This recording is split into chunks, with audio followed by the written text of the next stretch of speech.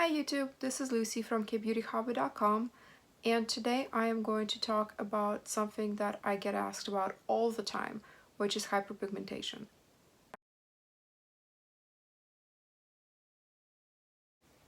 Hyperpigmentation can take several forms. It can present as freckles, melasma, post-inflammatory hyperpigmentation, sunspots, and everything in between. I personally have a lot of freckles. I've had them my entire life, and my oldest kid has them as well. And while some freckles are okay and I don't mind, what I don't want to happen is for them to start blending into age spots. Now, before we get into kind of the body of the video, I would like to warn you that any effort when it comes to pigmentation, to reducing it, it's not going to be a quick fix. Be prepared to wait a few months and sometimes even a year to really see a full result. Hyperpigmentation is not just on the top layer of the skin. Some of the damage can go very deep, and so it takes a long time for it to start looking better and potentially go away completely. Now, another note, I am not a dermatologist. I'm not an esthetician. I'm in fact an accountant. I just really like skincare, so I buy and try a lot of products, and I'm kind of a nerd, so I like reading about skincare ingredients and what they do and how they work.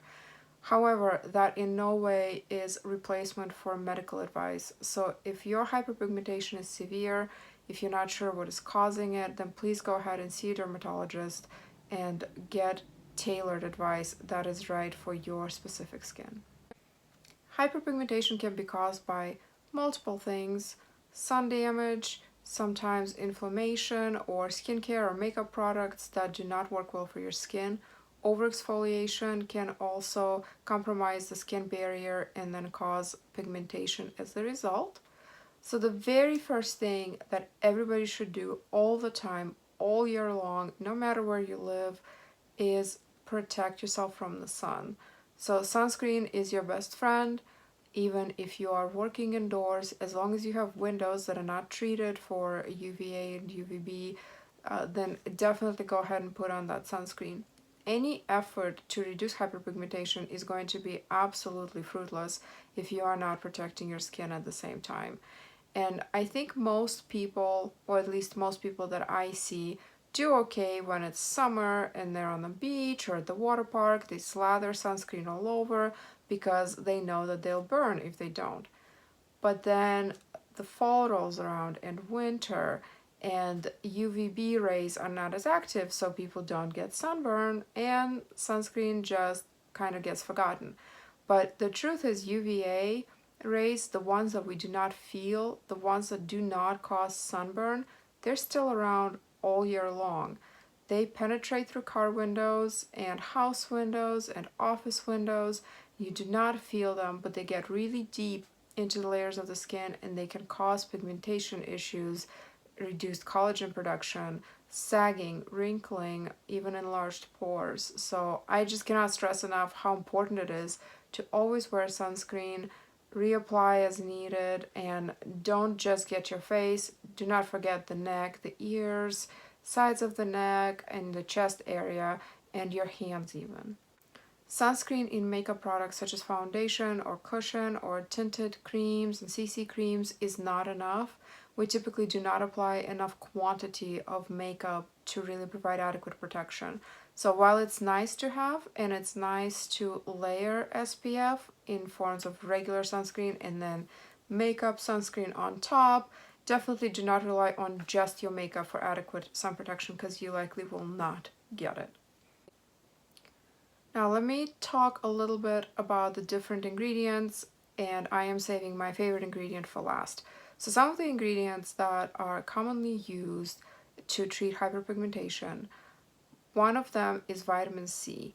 Vitamin C is an antioxidant. It is a brightening component, and it can be added to anything from face wash to serums to creams. Now, I am a little bit skeptical about this ingredient in skincare, to be honest. While I absolutely believe in the benefits of vitamin C, I am skeptical about its stability in formulations. Vitamin C oxidizes very quickly, and when it oxidizes it becomes much less effective. So while I've used different serums that have vitamin C in them, wasn't really sure if it was doing anything, so I ended up buying a product that a lot of people rave about, and it's the COSRX Triple C Lightening Serum, and it is sold on SokoGlam. I'll put links for everything that I'm talking about in the description box if you want to check it out. But this is my problem with this. So it is a serum and it comes in this, they call it a liquid, but I would use it as a serum but on clean skin after washing. So it is a dropper bottle. It's made in small batches and it's very fresh. It comes in this tinted glass to protect it from the sun, to help it not oxidize, and then it comes in a black box that shields it completely during shipping. Well, this is supposed to be stored in the fridge, and that's kind of where my problems start with it. It's a little fussy for my liking, so I like to keep my skincare in my bathroom, and it's an extra step to go take a shower, wash my face, then come back out, go to the fridge, get this, put it on, put it back in the fridge, go back in.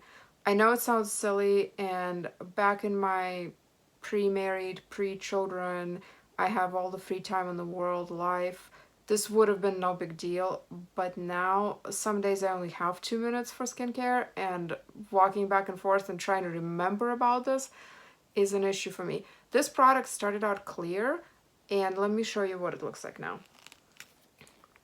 So, like I said, the liquid used to be clear, and this is what it looks like now. So it has oxidized. Now, the different manufacturers for vitamin C products like this one sometimes put out a chart of what's acceptable and what's not as far as color. And this kind of coloring would still be acceptable to use on the face.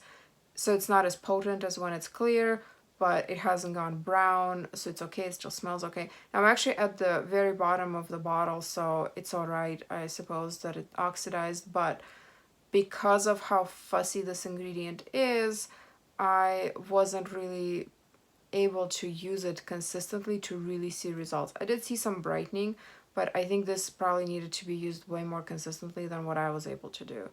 And that brings me to a point of products that have vitamin C in them, but that don't seem to oxidize. I'm just a little skeptical. Is the vitamin C in it actually doing anything?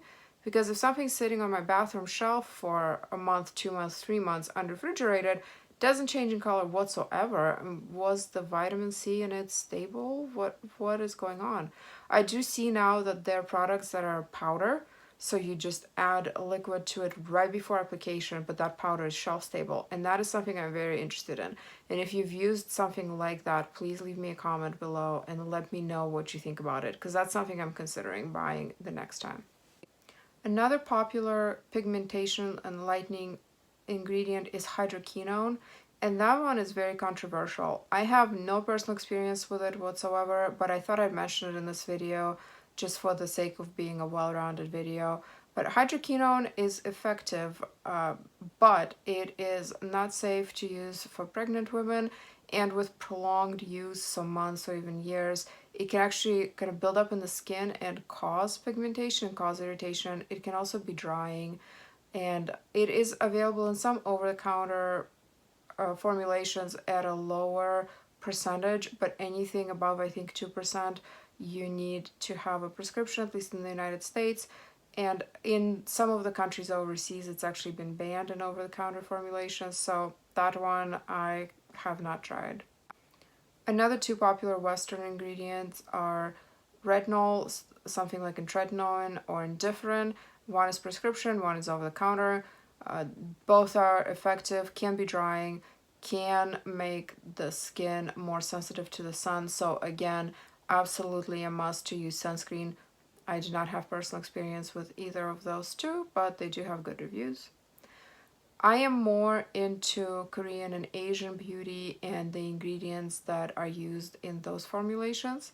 So products with rice bran extract or anything rice are usually brightening, and again, it takes some time to see the results, and they might not be as dramatic as hydroquinone or tretinoin, but they do work, and I do see a brightening effect and the smoothing of the pigmentation spots that I have.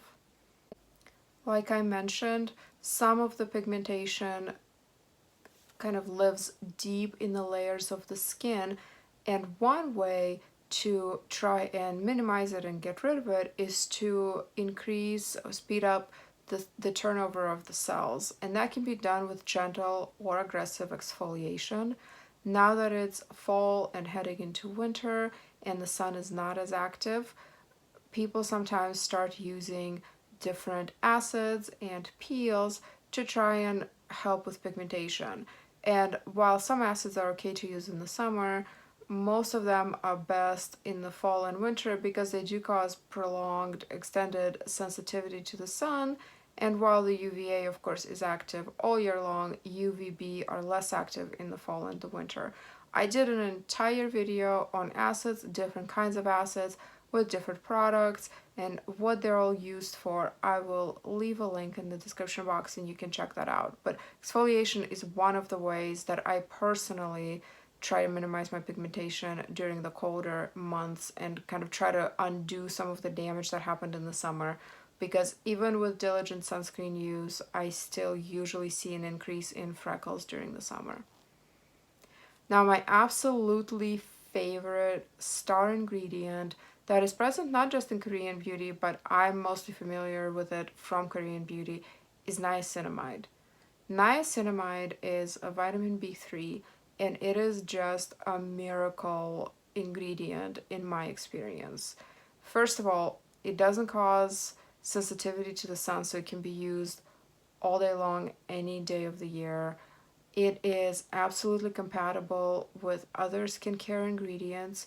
And one thing I see a lot online, and I feel like that's just people repeating the bad fact over and over and over, and it's almost becoming this accepted truth when it's not true. But the thing I see a lot is that niacinamide should not be used with vitamin C in the same routine, and that is not true. That claim is based on one study that is outdated, and it has been contested since. And yes, niacinamide and vitamin C can be used together. They should be fine unless you have some kind of individual intolerance. Niacinamide is present in a lot of things. In fact, check the labels of the bottles and jars that you have at home, and there's a chance that niacinamide is in there somewhere, because it helps with pigmentation. It helps with early signs of aging, like fine lines and wrinkles. It can help reduce pore size without drying the skin.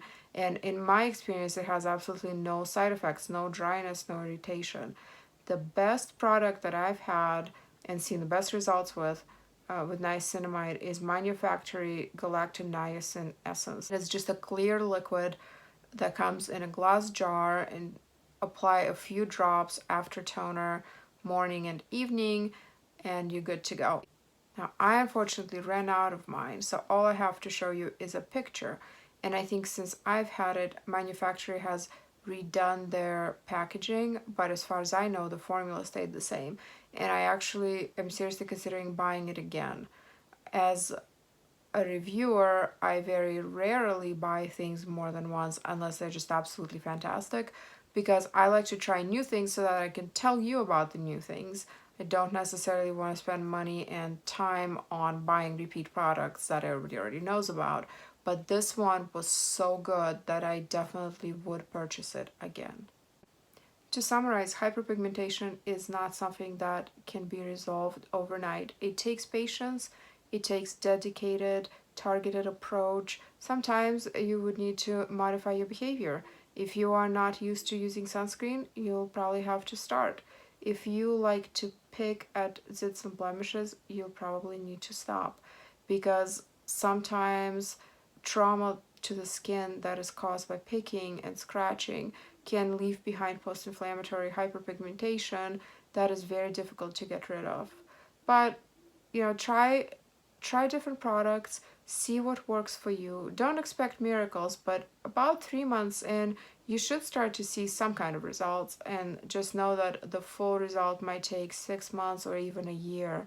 But as long as you're very diligent with sunscreen and do not traumatize your skin with products that are not fitting it and things that are irritating, as long as you are not scratching and picking, then you should see some improvement. I hope this video was helpful to you. Please visit my blog, KBeautyHobbit.com. If you have questions, you can leave them in the comments below, or visit my Facebook group, Korean Beauty Fanatics. We share reviews there and help each other out with suggestions and answers. And I hope you have a wonderful day. I will see you next Saturday, and until then, please remember to listen to your skin.